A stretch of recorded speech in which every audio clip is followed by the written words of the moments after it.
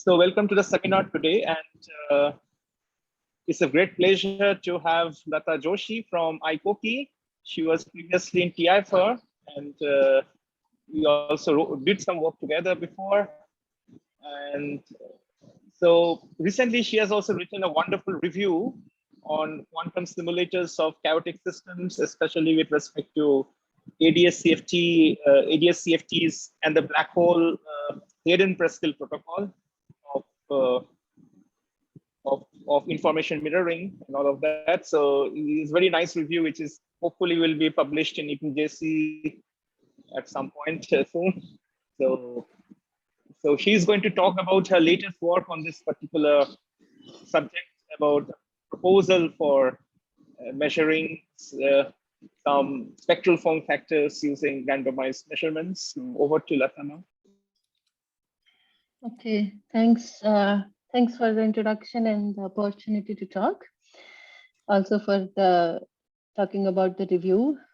So here, this is on a different work which was done in collaboration with people from Maryland, Victor Galitsky and his student Amit Vikram, and people here, Andreas Albin, Peter Zola, and Benoit Vermeuch. Benoit is now a faculty in Grenoble, and Andreas has now joined as a postdoc with John Preskill. So what we were interested was to look for methods and protocols to measure interesting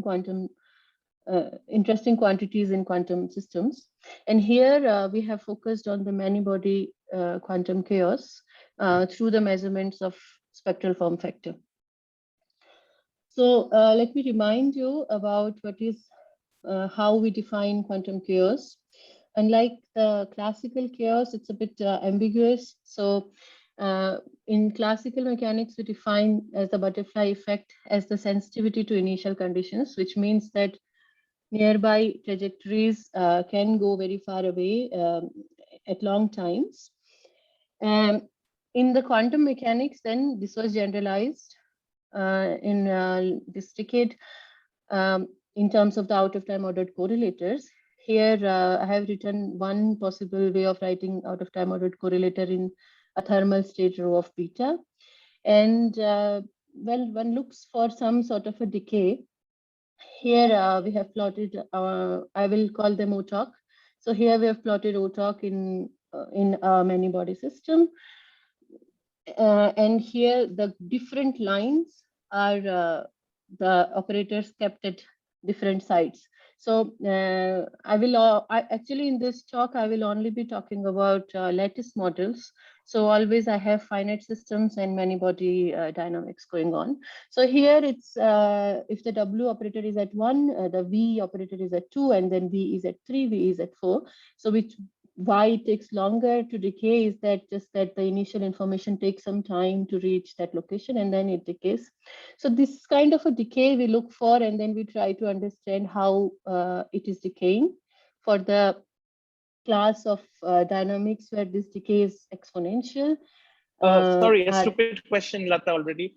Why the plateaus are the different for different sites? Because of course they are different sites. Sorry, okay. Yeah. So if they are separated further, the effect of the, so we always keep one operator W at site 1, and then in this plot, the different colors show V at the different distances. So if you keep V next to it, then immediately in the next time it sees the effect of the information spreading.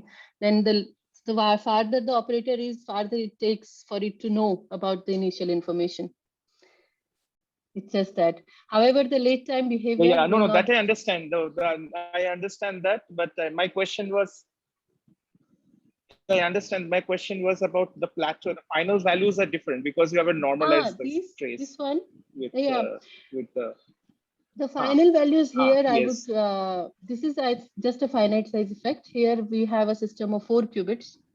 So in the late time, then you start to see revivals from the boundaries. So ideally it should all go to 0, and the decay will also, the slope of the decay will be same for all of them.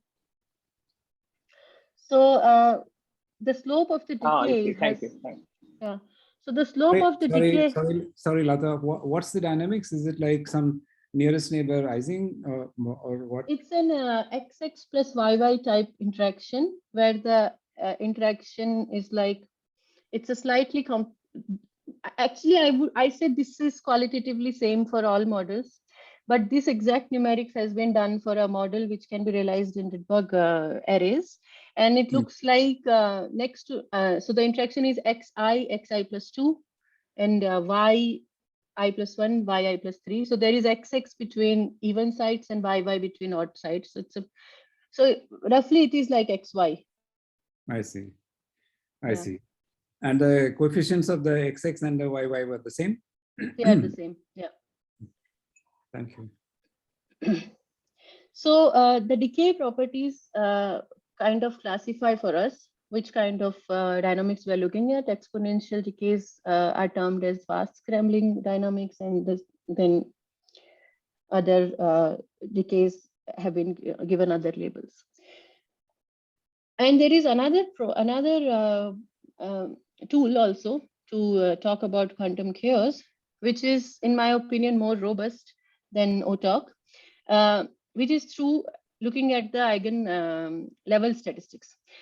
From the random matrix theory, this was, I will come to it, but long ago it was conjectured that the systems with a classically chaotic dynamics has the same statistics of the energy levels as a random matrix theory.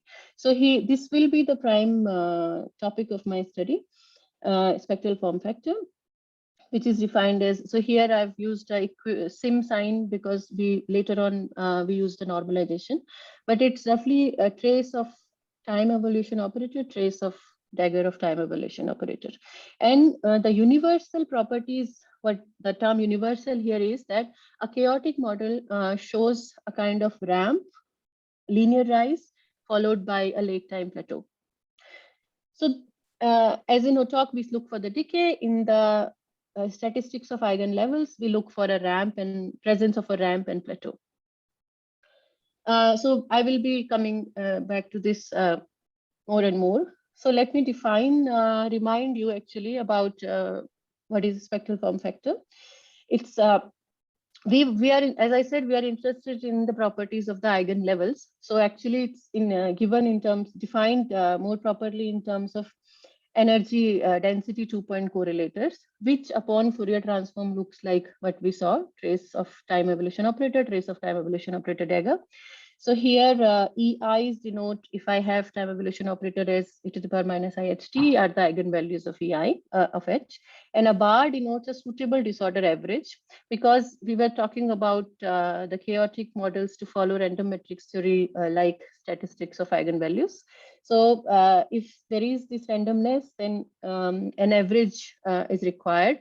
And there's been also a lot of work to show that these are non-self-averaging quantities, which means if just studying one spectral form factor for just one realization of this T of T, you don't really see universal features, even though they are present. So you perform an average over many instances of T of T. So how to generate these averages, I will talk about it as we go. And this is also for people who know that in random matrix theory, for example, let's take GUE, the 2-point energy density correlator goes like sine x square by x square, where x is even minus E2. So the envelope of this sine function is 1 upon delta E square, with whose Fourier transform 1 upon x square Fourier transform is T. So therefore there is a ramp. And this ramp often you will also hear that is a signature, is a result of level repulsion, which means that in the random matrix theories or the chaotic models, level try to repel, try not to be on the same energies eigenvalue. Lata? Yeah. I might be missing something. I have some basic question. So in this spectral form factor, what is for non-chaotic and chaotic? Yeah. So non-chaotic and chaotic, I will come to that. Right now, what I'm saying is that initially, like in 60s and 80s, it was proposed that if there is a model with classical chaotic dynamics, its eigenvalues, the statistics of the eigenvalues resembles the statistics of random matrix theories. And then one needs a quantitative tool to write it down. So there are various ways. One of them is the spectral form factor, and how this defines what do we need to see for the chaotic and non-chaotic features that we will come to. But what I was saying is that let's define the statistics of eigenvalues with the SFF, and the universal feature denoting ramp, denoting a chaotic dynamics will be a presence of ramp. The presence of plateau is actually will be there for all the models, because in late times, as you can see from this definition, at late times upon ensemble averaging, the only contribution will come from equal energies. So there, the plateau will be in all, whatever model you take. The non-trivial part is the presence of a ramp. Yeah, I have just one question. It was in the beginning which you said about OTOC and the spectral form factor.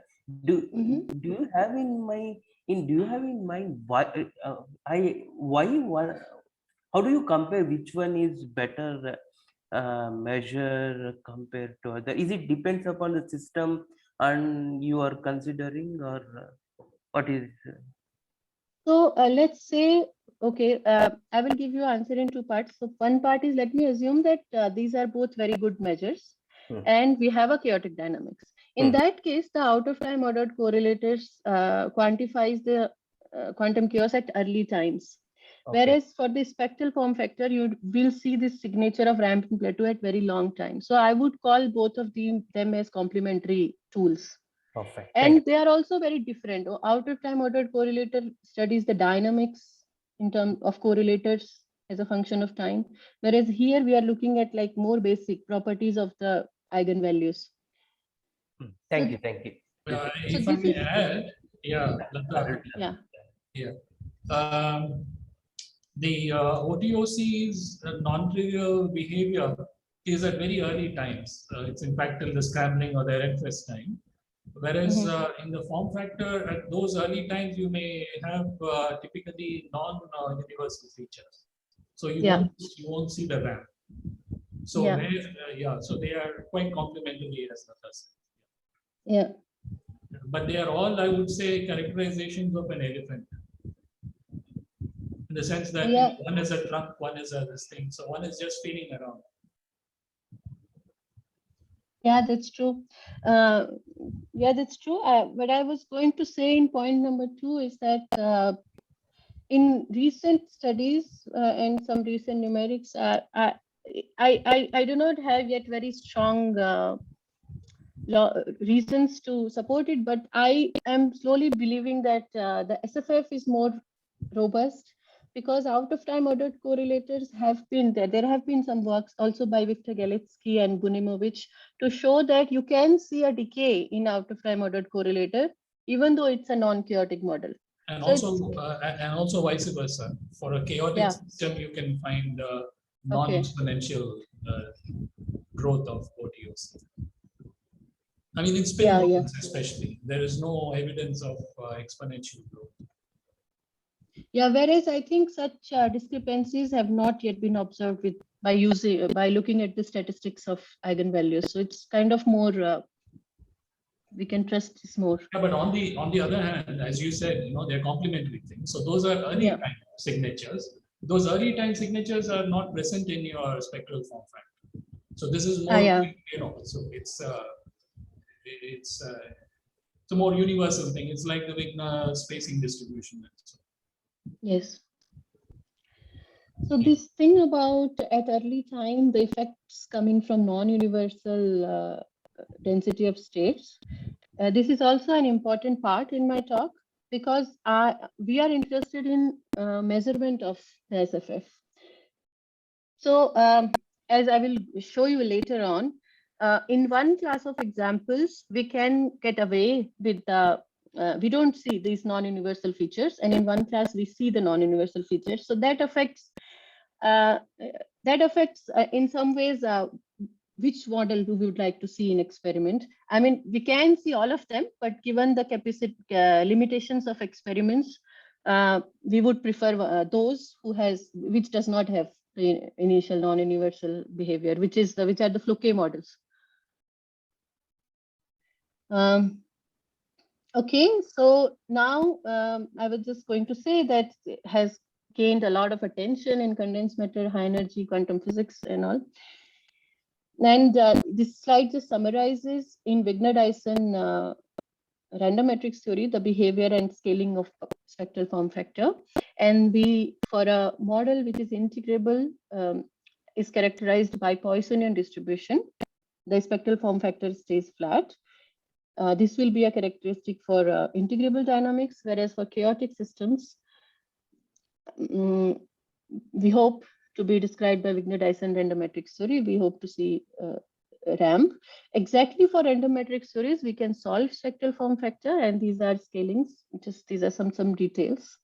The main point that I want you to focus here is that there is a beginning onset of the ramp here, and then onset of the plateau here. And the scaling here goes from d to the power minus 2 to 2 to the power minus 1. So this varies over a scale of d. Here d is the dimension of the random matrix, the matrix.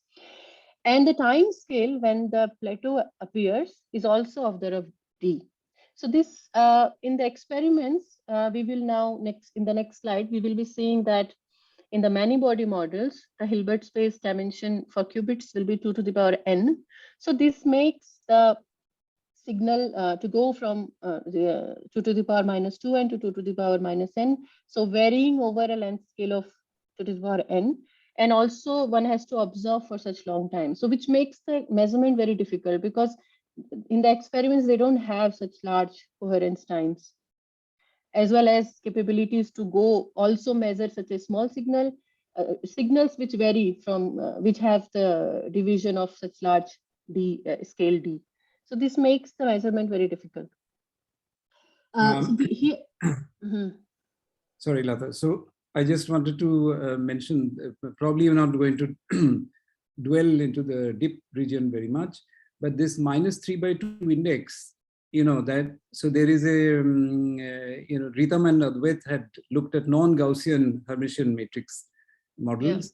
Yeah. And there, so instead of the Gaussian thing, if you looked at quartic and sextic polynomials, then by appropriately tuning those coefficients of those polynomials, you could get, so generic behavior, of course, is 3/2, but you could have a line on which it becomes 5/2, and then you could have a point in which you have a 7/2, and so on and so forth. So there's some multi-criticality that was known back in the early 90s, in which if you take the partition function of these generic non-Gaussian polynomial matrix models, then there's a phase diagram which shows the generic behavior to be that of the the Ising type, and then there are tricritical models and so on and so forth. So it's just to say that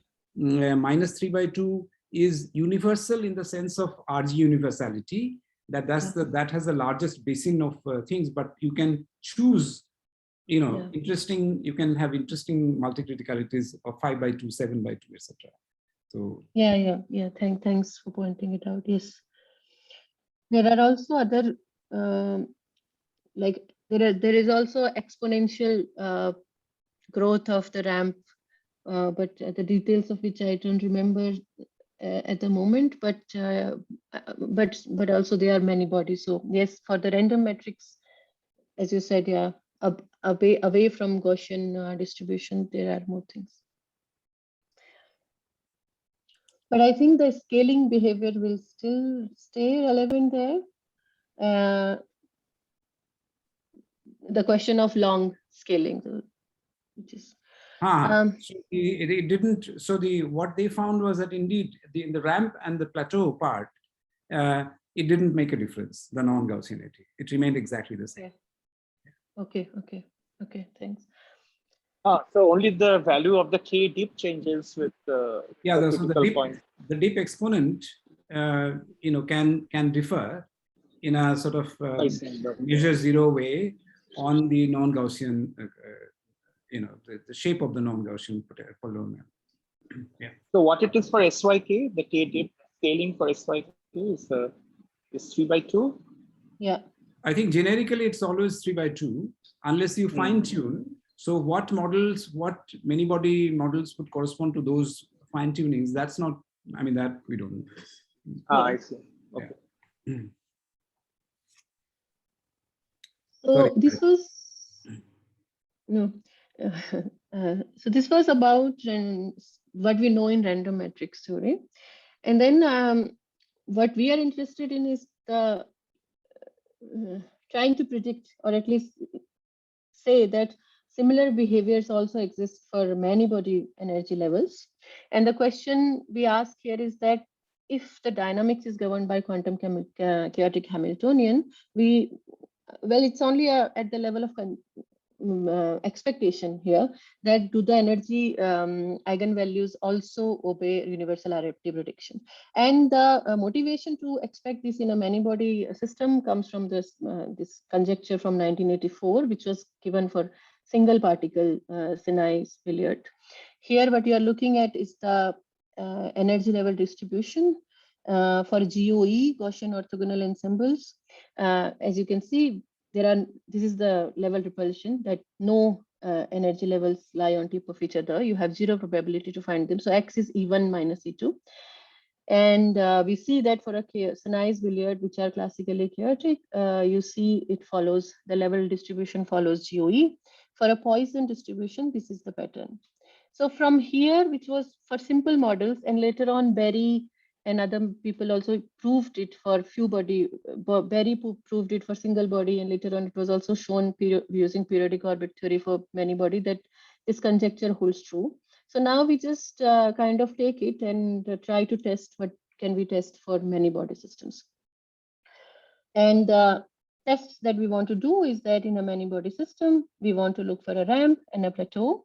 This is an example figure for a interacting Heisenberg spin model with disorder. So with disorder, we will keep saying this is what we use to create an ensemble to take the averaging. As a function of disorder, if you take so let's take a very large disorder. This is the blue. If you have a very large disorder, these are usually, this is a single site disorder. So the disorder is so large that there is no talking of spins happening to each other. So we just see a localized feature. And for small disorders which are small, we see the chaotic feature here, and somewhere in between we see it here.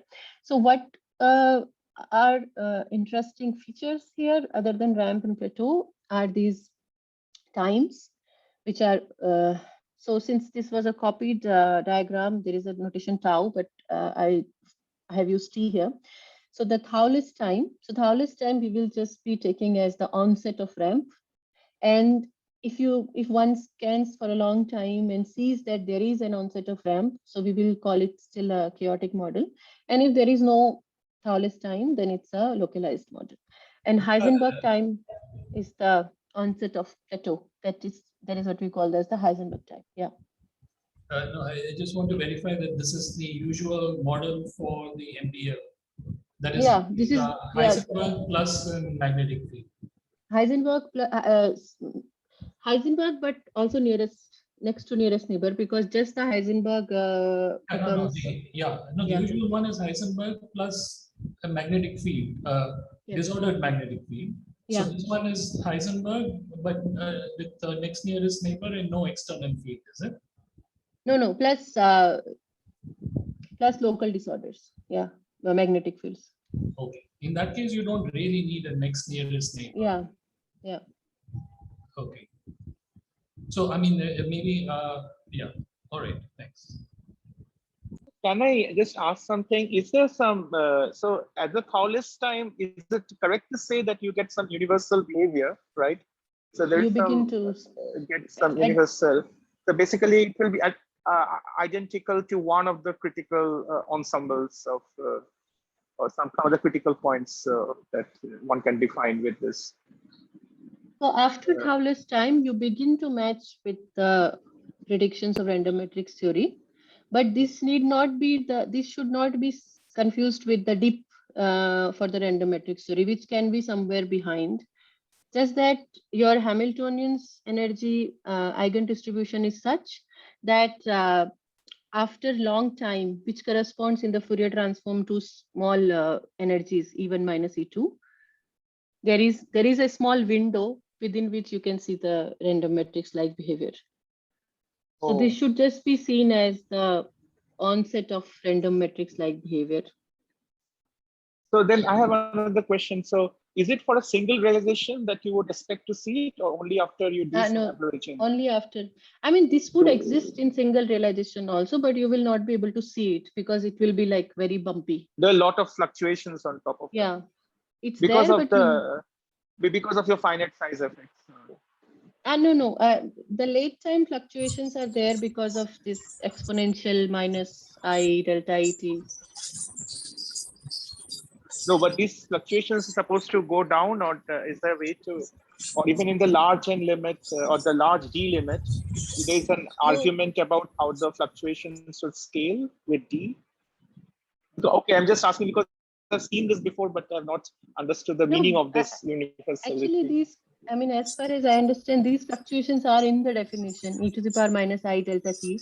So if you scan with time, it's a phase. So the square of this phase, you will keep seeing it as fluctuating. The more to the t you go, the more fluctuating you will see it. The fluctuations would increase with time, even on the plateau. That's what you mean. Once even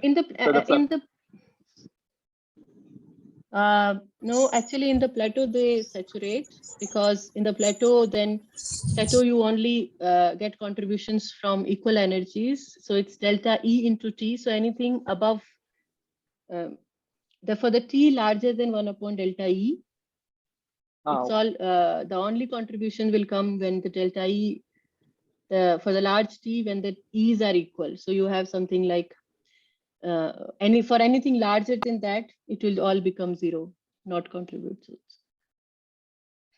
Okay, thanks. Okay, so maybe I can ask you more about it later. Yeah. So this I already said that it becomes very difficult for many-body qubits, many-body systems. So the question will be, how do we measure it? And so far I've only talked about eigenvalue statistics. What about eigenvector statistics? Actually, I just want to go back to Arul. I think in this model, I'm forgetting the detail and I'm forgetting why, but they have, I think, next to nearest model plus also disorder. Yeah, so that means that just the usual MBL did not show what they wanted. So exactly. They could not, I think if they did not, so let's drop out the single site magnetic field and only keep nearest neighbor interaction, then they would not see anything. So they keep next to nearest neighbor, and to play with the W to tune from chaotic to non-chaotic, they localize. They also kept a local disorder. That I think, yeah. That would have been the thought.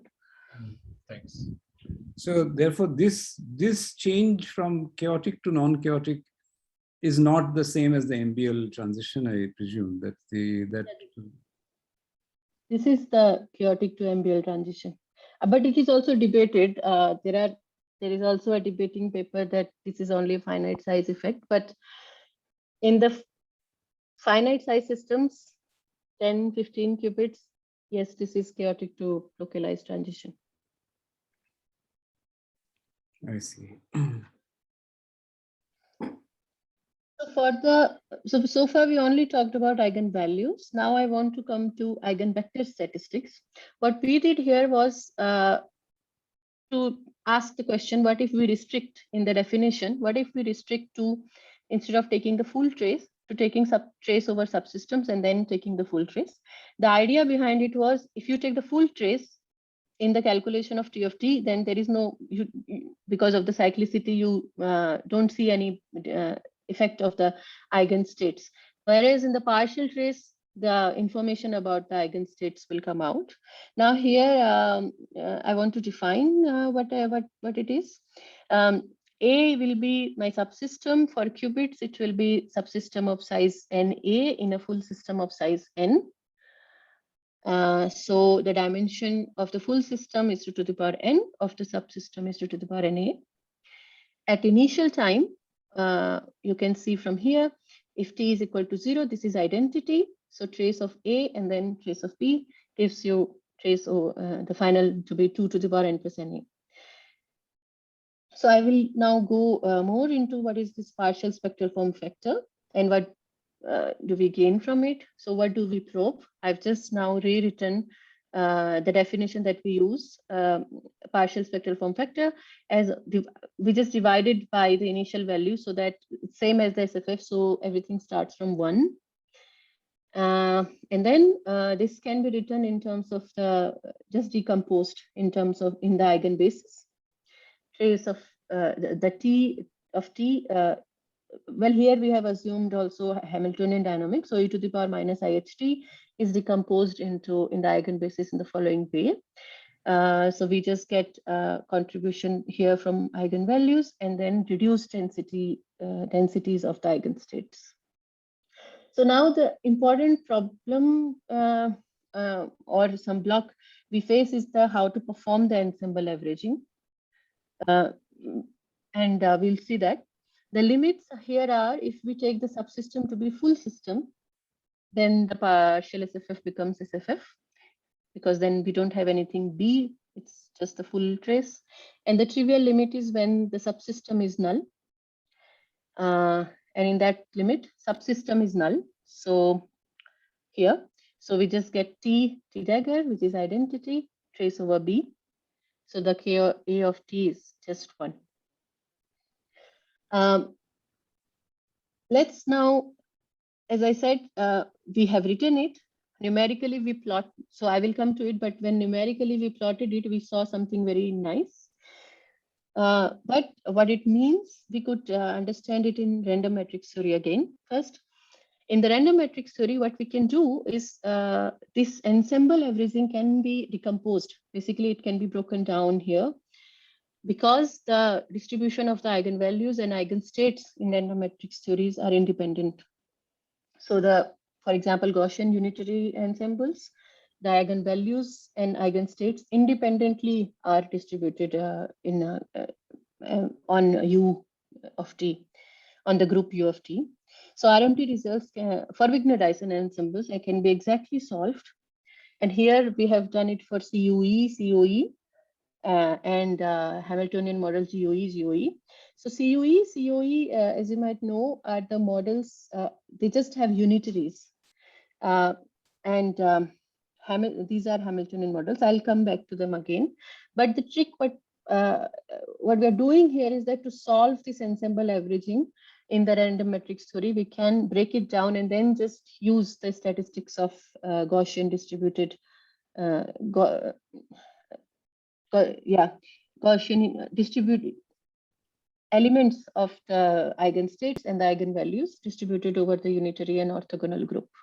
And this partial spectral form factor becomes very simple and has a relation with the spectral form factor in the following way, where all the time dependence goes in the SFF, and there is a weighing factor which also then weighs the RAM. Here, dimension dependent, and also a shift. So I will just, next slide, call this P as purity. In the definition, these are some details, but the definition is such that it's average purity. So purity because it's trace of reduced density matrix square, and average because we average over all eigenstates. And this bar is the ensemble average, which is also the average. So average purity and average overlaps appear here, and this is how it looks. The exact analytic expression are I don't have here, but they're there in the paper. The behavior is like this. So the ramp and plateau is there. Ramp and plateau is there also in the SFF, partial SFF, PSFF defined for subsystems. SFF is when the subsystem is the full system. And there is a shift, which in the leading order is like 1 upon dA square. So what it does is that very nicely, there is a shift, And this shift 1 upon dA square is actually this term here, which is entirely tells us about the properties of the eigenstates. Of course, it's a bit not that straightforward, but these are the second moments of eigenstates averaged over all the eigen bases. But there is something more in the partial SFF, more than the SFF.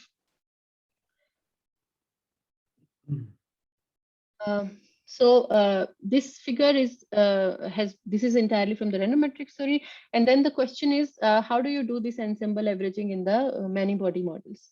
In many body models, what we use is then the knowledge that there are these reduced density matrices, and we use a version of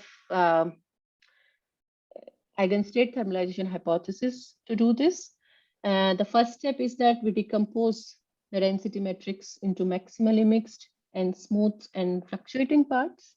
We can talk about it more, that when it's possible, when it's not.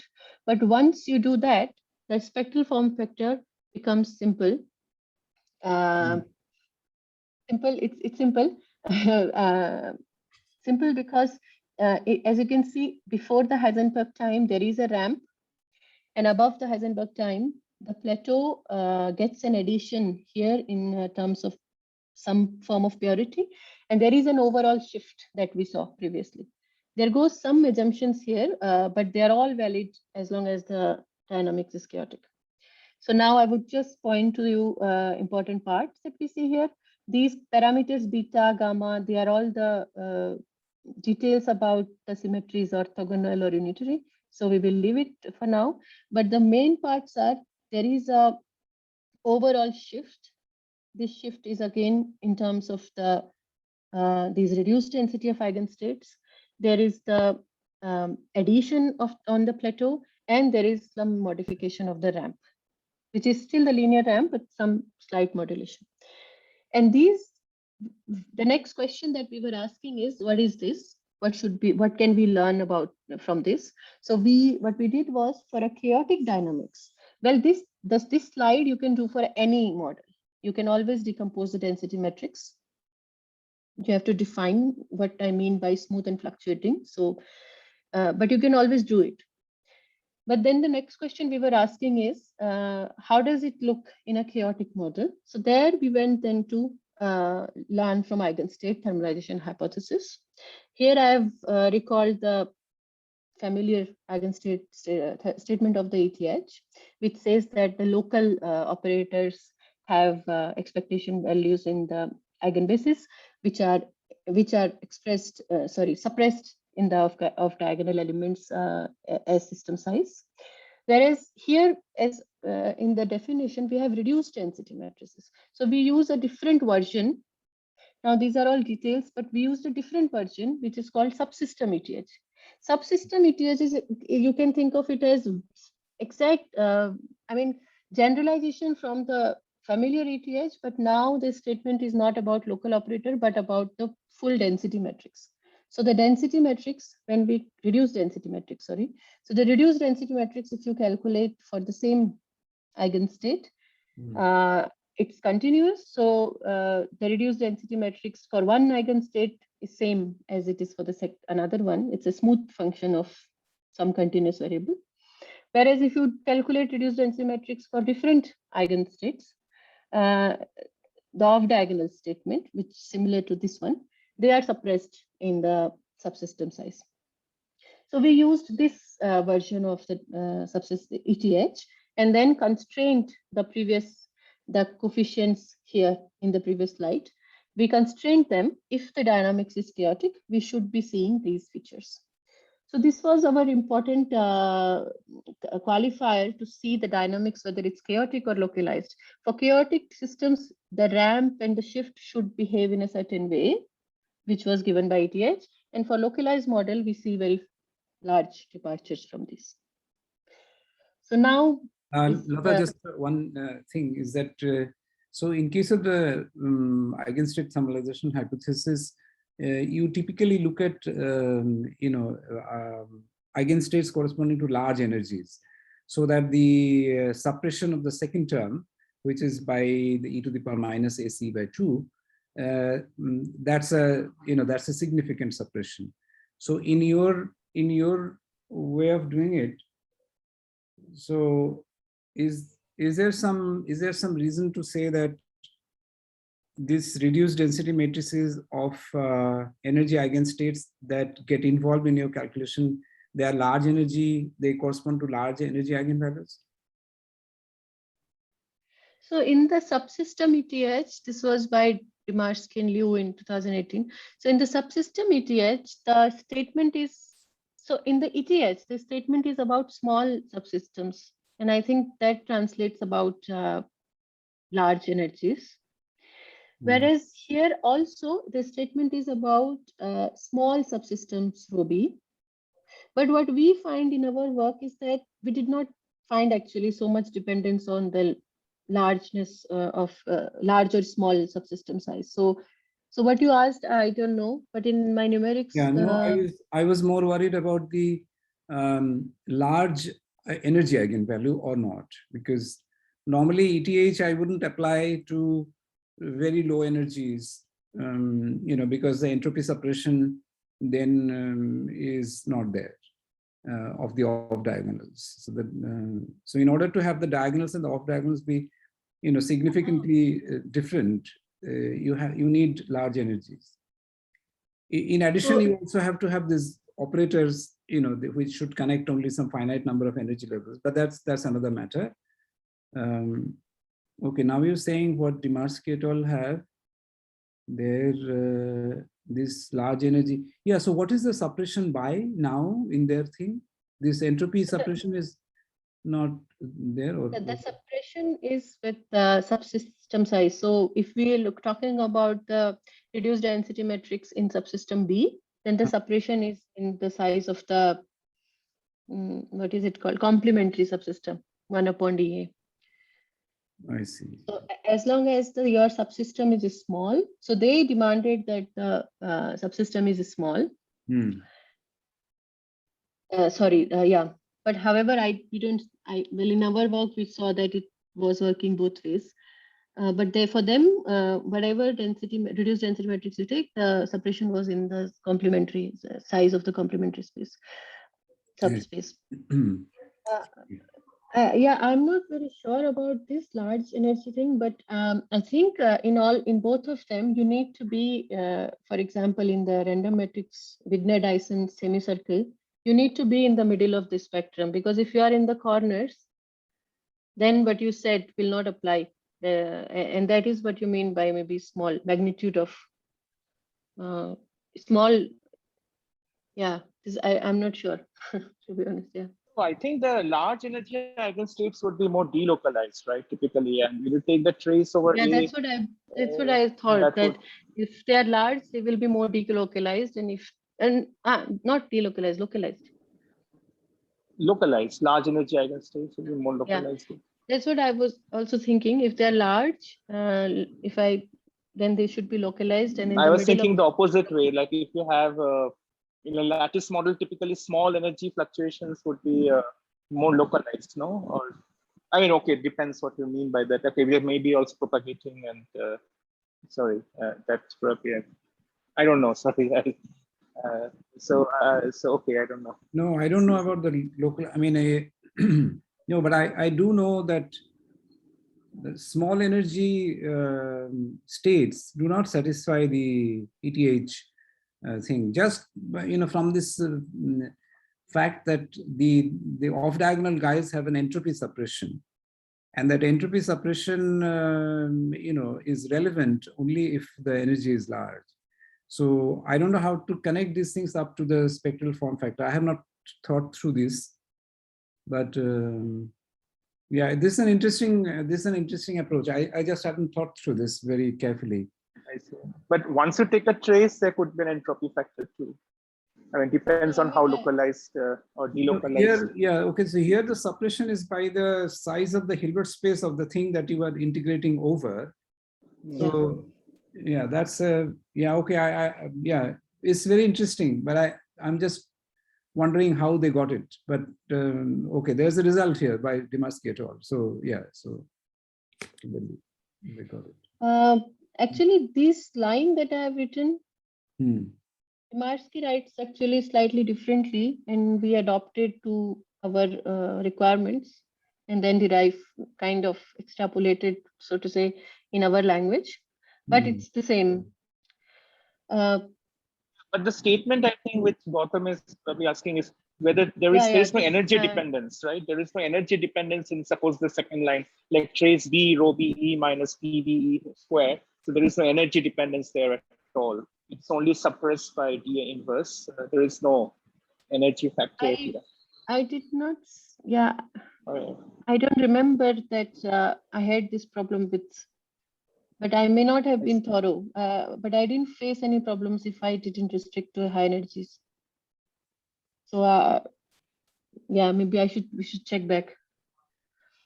For SFF, I'm not, can you, sorry, you were saying that connection of ETH with SFF. This, I don't know, can we do it? Because here we could do it for partial SFF because there was reduced density matrices involved. No, I didn't think along these lines at all. I mean, the fact that, if I apply ETH ideas to SFF, then what? No, I didn't think along these lines at all. In any case, spectral form factor, not the partial spectrum, for the spectrum form factor deals more with, as you said, energy eigenvalues and the spectral statistics than eigenstates. It doesn't see eigenstates because of the full trace. That's right. So the necessity of the relevance of the ETH comes only when you look at this partial thing.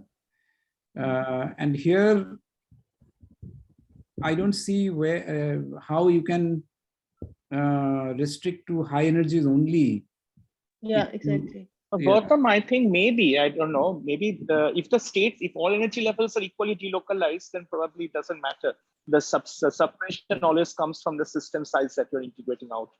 Maybe that's a logic. I don't know, but no, this is true actually. No. If all the states are fully delocalized, then I don't see a problem. But if there is a localization, like partial localization or something, then you have to put a length and then scale everything with a length. Whether it is valid there or not, we have kept it as a question in our paper. But these statements are for fully delocalized states. So which means that which already has an assumption of thermalizing dynamics. So these statements are valid only for the thermalization dynamics. So Gautam, maybe that's the answer. We already have assumed thermalizing dynamics. So we are already perhaps in this high energy language. Yeah, maybe in the domain you were working with, most of their contribution will come from high energies. In which case, yeah, okay, all right. Yeah, I mean, for the fully chaotic models and thermalizing models, the contribution will come from high energy levels. Can I ask, what is this in your box? What is script P? Yeah, so in the box, in the partial spectral form factor, I was defining these quantities in terms of okay. So there I see rho of B. Yeah. PB is what is PB? So first we decompose the reduced density matrix in maximally mixed, smooth, and fluctuating. Yeah. Then we had trace B of rho BE, rho BEJ, rho BEI, rho BEJ. So we have to take product of rho BEI, rho BEJ. Right. So from there, upon ensemble averaging, the only terms that are left are the product of delta rho BEI, delta rho BEJ, delta rho BEI, small delta rho BEI, delta rho BEJ. So these are purities of the smooth part and purities of the fluctuating part. And capital rho PB, this PB is the trace of rho BEI square. Okay. Averaged so overall. In that case, there's a much simpler, you don't have to go via ETH because in your next slide, that's the result of Loopkin, isn't it? I mean, for random states, the purity is, there's this formula from 1976 or something. of Lupkin for Yeah. I think purity. this So is the it volume just law. follows from that, because also it's a bit peculiar. You're writing dB inverse plus order dB inverse. What does that mean? Yeah, it's just that 1 over dB is the leading correction from the maximally mixed part of the density matrix, plus the same order comes out from the delta P of P. So it's just, actually, as you said, the full PB is known from the Ludwig's work and previous works, Yeah. which gives this volume law and area law of entanglement. Exactly. Yeah. But the new information is in the actually only in the shift delta PB. Okay. There you see there is some more detail, but in this delta PB, which is the shift, you learn about the statistics overlaps of the nearest reduced eigenstates of the nearest eigenstates.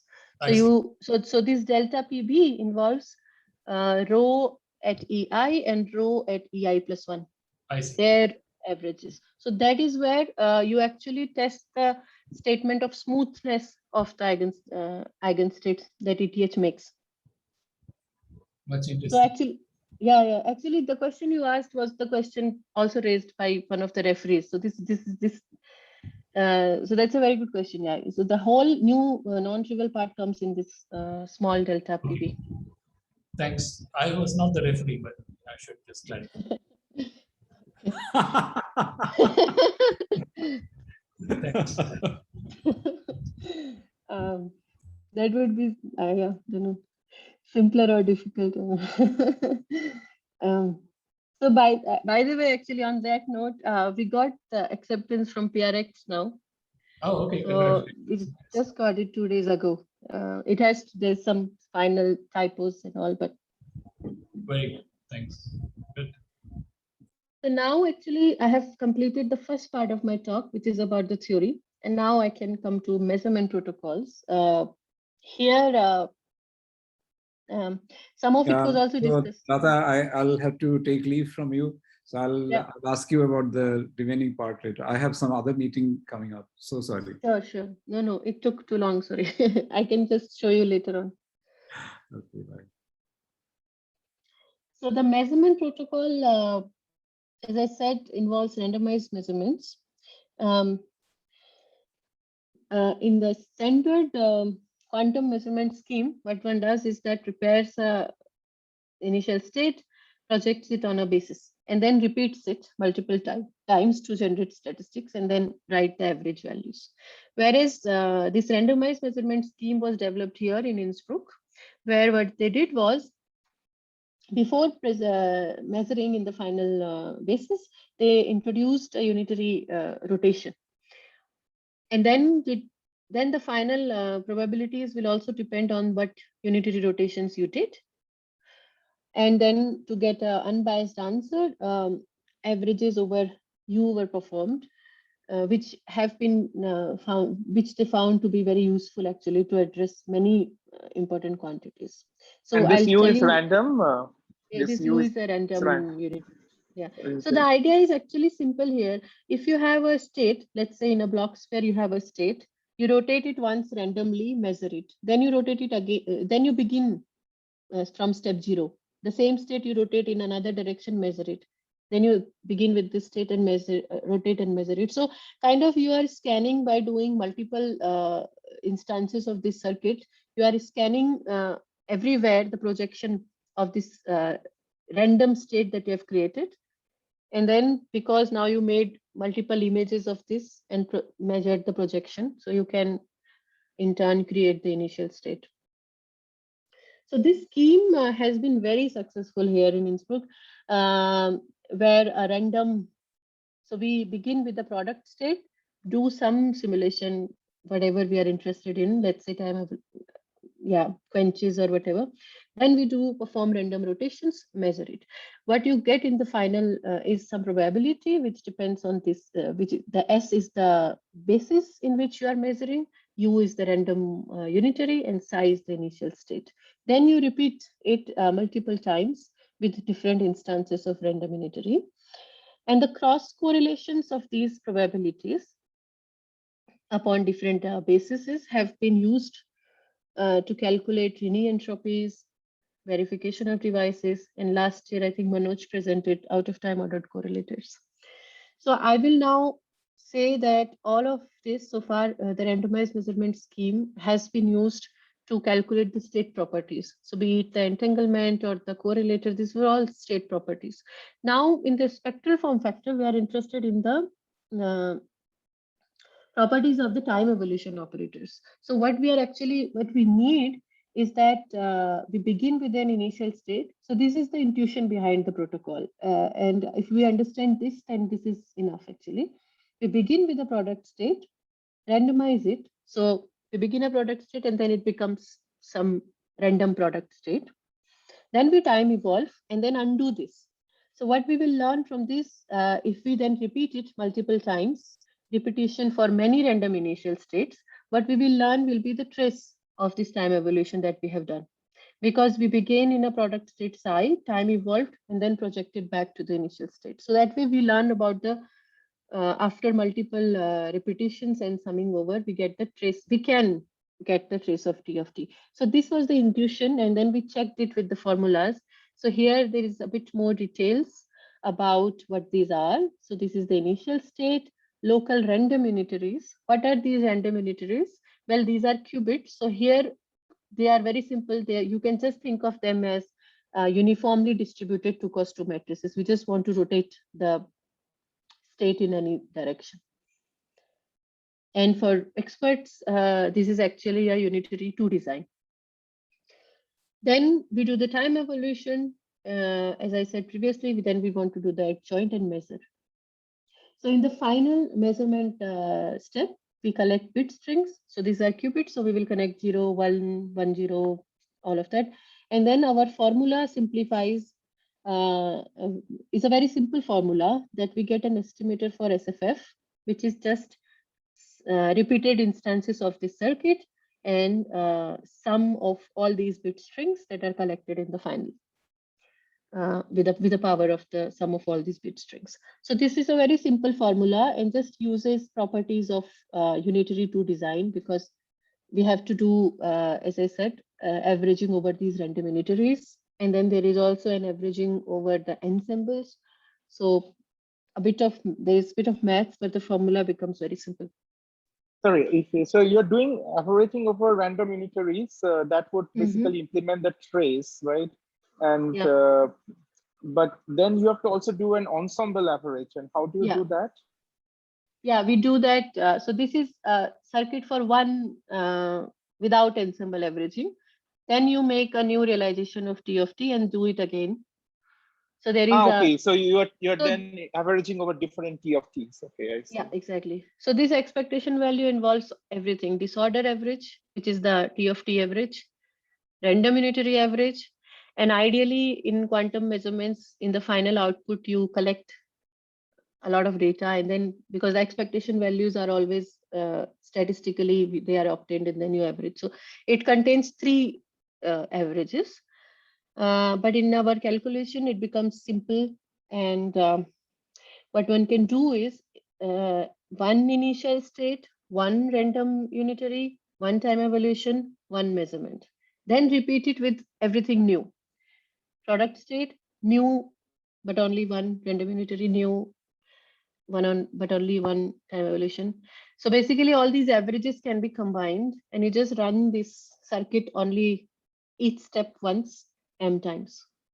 So it's just a bit of the averages become simple in the SFF calculation. So what we did next was ran this circuit for a model.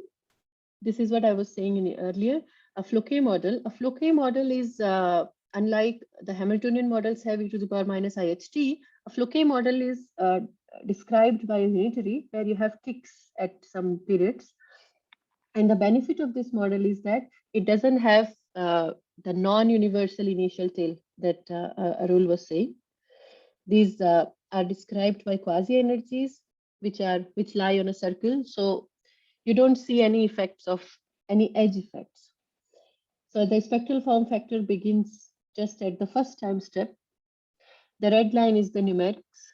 numerics, just calculating numerically trace T, trace T dagger, and these dots are running the previous circuit.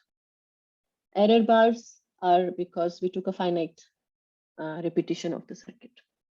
So this is just a demonstration of that our protocol works. And this number 10 to the power 5, so 10,000 here. 1 lakh, yeah, 1 lakh. 1 lakh is actually achievable in experiments. And yeah, I didn't say this is done for n equal to 6 here. So this model, this run constitutes 6 qubits. And for 6 qubits, 1 lakh measurement is quite achievable for present day quantum simulators. So this is actually And what at the is moment. this T of H in this model? Yeah. The TH. T of H is in these many body qubit Fluke models. They are 2 to the power n. It's basically governed by D. D to the power is governed by D. Yeah. 2 to the power n, 64. Yeah. And these fluctuations that you're getting on top again, so this is after you do all this averaging. That's size that is determined by D or defined combination of T and D. So the fluctuation in the red line. Yes. They are because in the ensemble averaging we took some 8,000 T of T. So if I take. No, I understand that. What is the fluctuations controlled by? You said that before, but I just want to see it in this context of this particular discussion. T and D, it should be determined by these two variables, like the time and the D. You know, so the time is already related to the D, and the time actually they are all related. No, the fluctuations on top of this. Fluctuations on top of the ramp and plateau. Yeah, the average level spacing. So they're all defined by average level spacing because you have a e to the power minus I delta E into T. So your average level spacing in the Fourier transform, in the large T, you will have contribution only from smallest of delta E. And in the earlier times, you will have the contribution from large delta E. So if you're probing the small distances, you see large and large fluctuations because you are probing very small energies. So it's all because of the energy gaps, the delta E, average energy gap. But the fluctuations are expected to grow with time, right? If you go away for very long times, or the time independent. It grows up to plateau time, and then the extent of fluctuation remain constant because at this plateau time you are already anyway probing the smallest of delta E. You have reached, which is 0 here. You see only contribution from equal eigenstates, equal eigenenergies, and then they are there, but they are just constant then.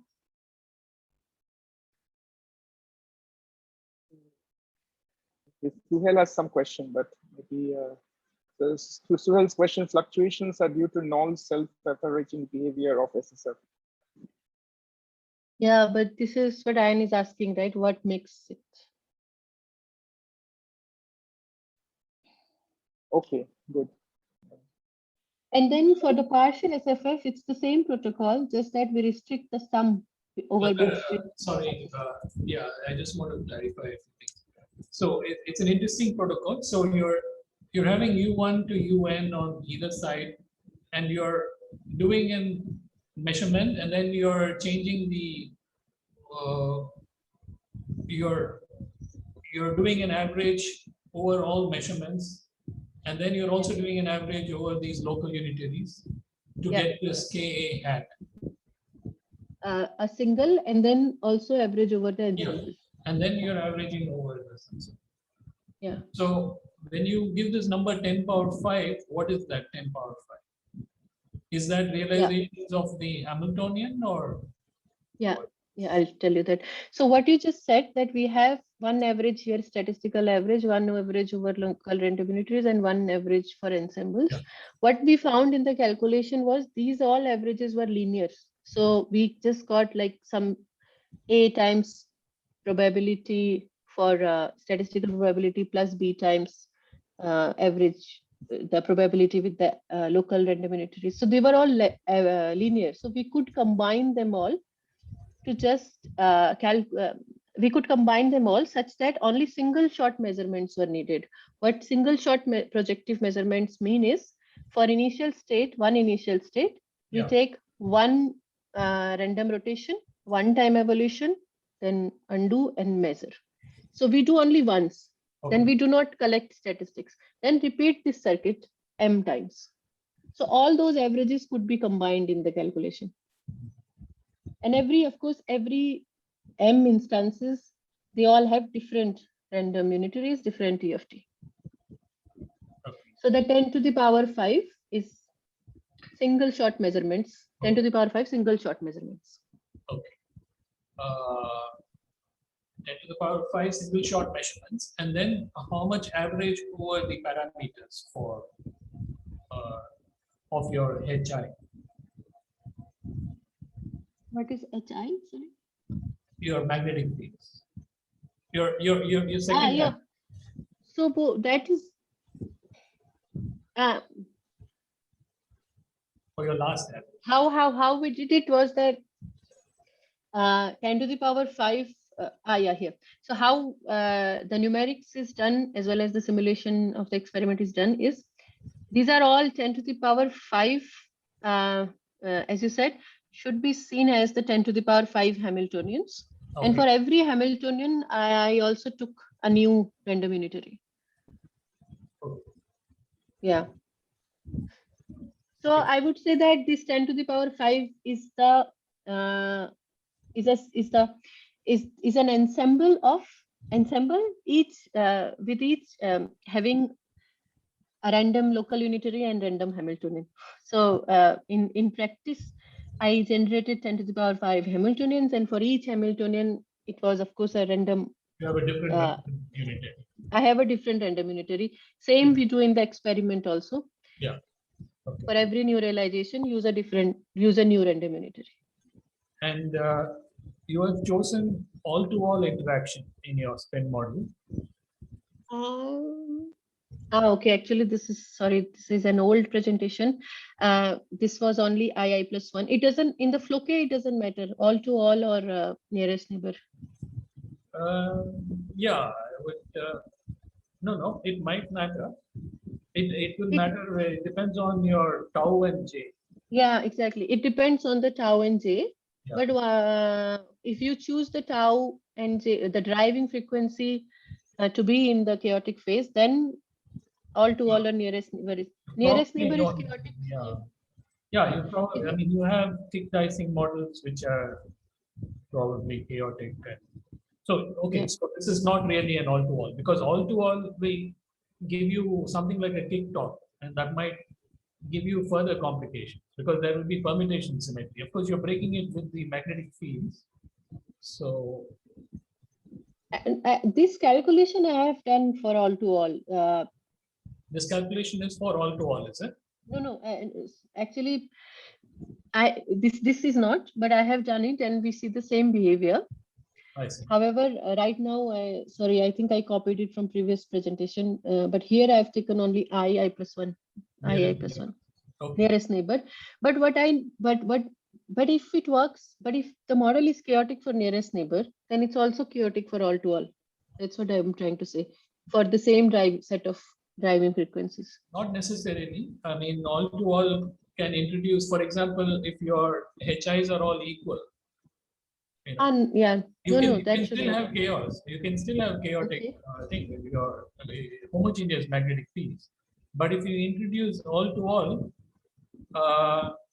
it introduces permutation symmetry, and that can lead to different thing. I think it's not guaranteed always that if you increase the connectivity, that you will get into more chaos. Although, I mean, even if you have different local disorders, so here we have different. no, if you have different disorder as what you have, yeah, it's very disordered. Yeah. Okay. Yeah, it won't make a difference. Yes. So the partial spectral form factor is achieved with the same protocol, but restricted to the subsystem. And then the simulation for the same model looks like the following. The full system is 6 qubits, and the partial spectral form factor is plotted for system size 3 and 4. And as I said previously, this shift is what tells it about the distribution of eigenstates. So actually, this is all the main content that I want to show you. I could just now maybe show one more slide about just testing this random matrix prediction for or the ETH prediction for eigenstate statistics. In the Floquet model, when we compare it with so the Floquet model that we have taken follows the CUE dynamics. So when we compare the partial SFF also of the CUE model and the Floquet model, we see that they match perfectly. This can further be tested by plotting these quantities: pure average purity, average overlap of the eigenstates, and then there we see that average purity for many-body model, and the gray lines are for the CUE. They all match perfectly. So the eigenvalues and eigenvector statistics, this is of course up to second order because we took only second order correlations of reduced density metrics. They follow the CUE prediction for a Floquet model. So this, for those who know Floquet models, is not surprising because the eigenvalues lie in a circle. So there are no edge effects, and upon ensemble averaging, this is exactly a random matrix-like model. Whereas in the Hamiltonian model, for example, if I take a Ising type model in presence of longitudinal and transverse field. So this has these non-universal features followed by a ramp and a plateau. Here I have many details, but the red are the chaotic phase of the model and blue are the MBL phase of the model. We could zoom into the chaotic phase and compare it with GOE because these kind of models are known to follow GOE statistics. And what we find is that the partial SFF for Hamiltonian does not match with the GOE partial SFF, which just tells me that the eigenstate distribution in GOE and the many-body Hamiltonian are different. And we can then next test whether they still follow the constraint that we derived from ETH. Gray is GOE, and red dashed and red cross are many-body model. Blue is MBL. So what we find is that these purities and overlap. So these are some more details about the eigenstate distribution. The chaotic phase follows the ETH prediction, and the MBL phase violates the ETH prediction. This is as a function of the subsystem size. So these are all a bit of details, but what I want to convey to you is that in a Floquet model, we see that the model has the eigenvalue and eigenstate statistics are exactly as the CUE. For a Hamiltonian model, only the eigenvalues, which is the SFF, follow GOE, but not the partial SFF because, and there is no reason that the eigenstates should have the same statistics.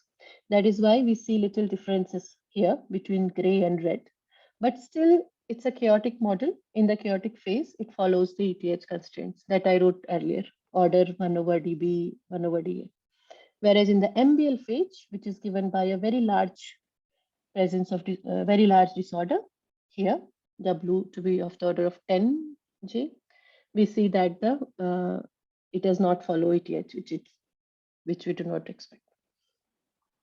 So then I can summarize that by measuring SFF, we can probe many-body quantum chaos in the simulators.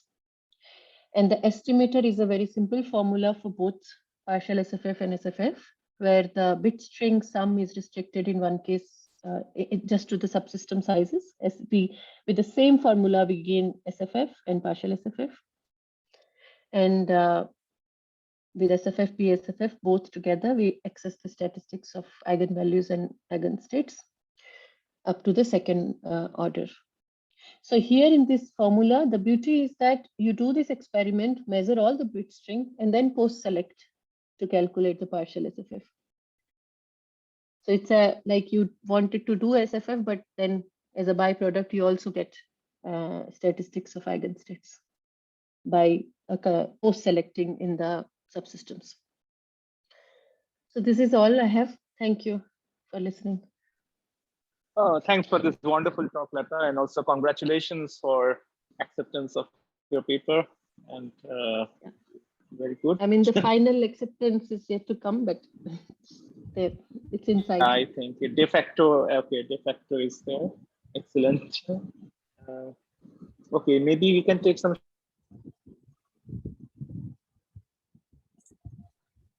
Looks like the light went off at Ayan's end.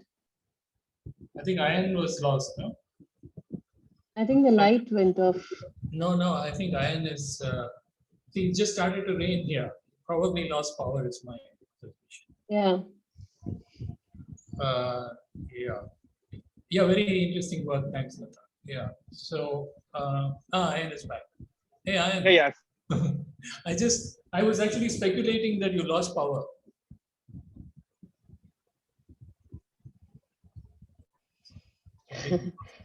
I'm sorry, it went much above time. Yes. Sorry. Yeah, I'm back. Yes. Yeah, Arul, you were saying something? I don't know. I was just speculating that you had lost power. But if I may just ask quickly, the generalization to QDITs would just be a simple modification for your formula for Ka. Your two is replaced by D or something, or what is the? Yes, exactly. I could actually show you. I don't have it. Actually, this is the derivation for a single qubit, and using this sum properties of two design properties. What we are doing is we are measuring n operator in the final state. Right. In the prepared state, U dagger T U rho 0. So U dagger T dagger, rho U T U dagger, and then measuring the operator O. So it becomes like this. And then if it's a Q, 1 over D is the local dimension. So if it's a QDIT, so I just will have to find an operator and initial state such that in the final, I just have trace T dagger. Yeah. So it's a trivial generalization to obtain in this formula. I'm interested only to keep trace T dagger. So small d is the local dimension. In the QDIT, we just here we found that if we choose initial state to be in just up or down, then for this operator we obtain SFF. Yeah. No. Okay. So this what is this capital O? So in the actually the protocol can be, now we understand the protocol can be derived in many ways, but initially we were deriving it in this way, that we prepared a state U dagger T U rho U dagger T dagger U, and then we were saying what operator can I measure such that I will obtain something interesting. All right. So we just expanded this trace O rho final. And we got this expression, and then in this we chose that initial state is 0, 0. What operator should I take such that second term becomes 0 and only the first term gives me trace T dagger. Yeah, I got so here we did initially actually we did this that for a QDIT there can be more operators which will do this. So so basically you need your trace O to be 1 over D trace O rho. So you need to arrange your rho and your O such that vanishes, which seems a very reasonable thing. Which seems to be doable, yeah. I see. Okay. And then you're in business. Then you can. Okay. Yeah. Oh, yeah. So fine. Thanks. I think it's, I mean, what I was going to say was that if you can calculate the trace of in the spectral form factor can be just replaced by some expectation value with some random state, right? So does that help you? or is that equivalent to something like this? Expectation value in a random state. Ideally, since it's a trace, it should be possible, but for the measurement protocol, you will then have to be concrete in the product states are our. Yeah, so you have to find an expectation value. So with a products with a random state, here I think, okay, your U's and U daggers are your local U and U daggers are producing something like that. Yeah, exactly. Yeah, and so that's, I think, good enough for this thing. Yeah, this is exactly what we're doing, that random initial state, time evolved, projected back to the prepared state. Yeah. Of course, here your U, yeah, I think it will work because your U's are independent. Your U1, U2, etc. are independent. So this formula will work for any number of qubits because your derivation at the moment is for single qubit. Yeah, it will work for any qubit. Yeah. Yeah. And any number provided the U's are independent at the. Yeah. Yeah. Yeah, I mean, one will have to find a way to implement qubit random unitaries. So far, that's not, yeah. It's not, yeah. I mean, actually, yeah, there is some work on this direction, but yeah, it's not done yet. So at the moment. Good. Thank you. Thanks, I'm done. Nice to see you. Nice to hear you talk. Yeah, Okay, thank you for Lata. joining. Yeah, I just have a very short comment or a question also. So there is a recent paper where they have generalized this spectral form factor where with you have a multiple times e to the power minus I ht1 and e to the power minus I ht2 like that, and then you take the mod square of that. So this is a paper by Pranjal Nayak and De Boer, Alexandra Bella, and all of that. So, and they say that this they call it a generalized form factor, which they claim is has much more information than even this. Okay. So have you seen that or? No, I have not seen it, but I've seen other unequal time ordered correlate, unequal time spectral form factor, but they were still only having 2 times, not only 2 many. times. Right?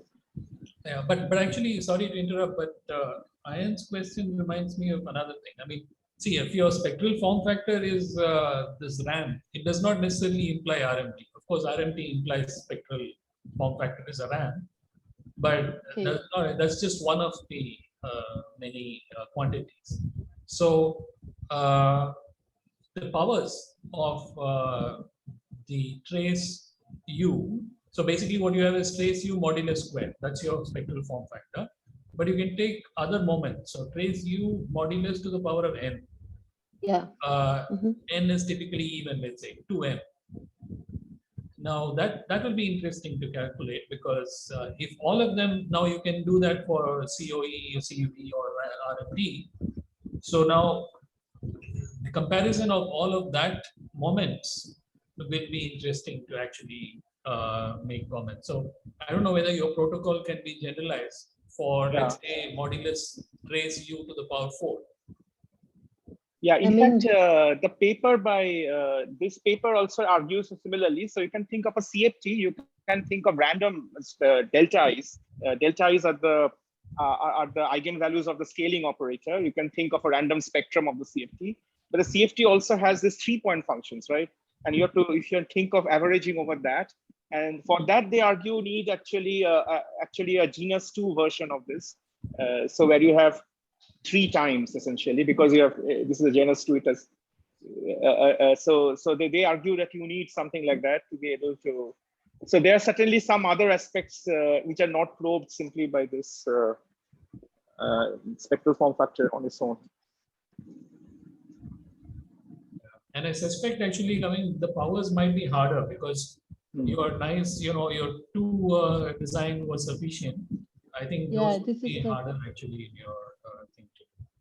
I mean, in principle, that is possible, but following these kind of calculation, it is harder. However, there have been some ideas to that this still only theoretically it's possible to do it using this classical shadow formalism that is also that came last year from this Preskill and Richard Kuhn from Yeah. them. So yes, it's possible. The higher powers of these form factors are possible to do. Interesting. Thanks. you. Yeah, wonderful. And thanks, Arul, for also participating. And thanks, Lata, and hope we'll see you in Chennai then at some point Yeah, also. I hope so too. Hey, Okay, hi, thanks a Manoj. lot. Yeah. Yes, thanks. Thanks. Bye. Okay, then. So bye. Have a very nice evening, all of you. Okay. Bye. Bye.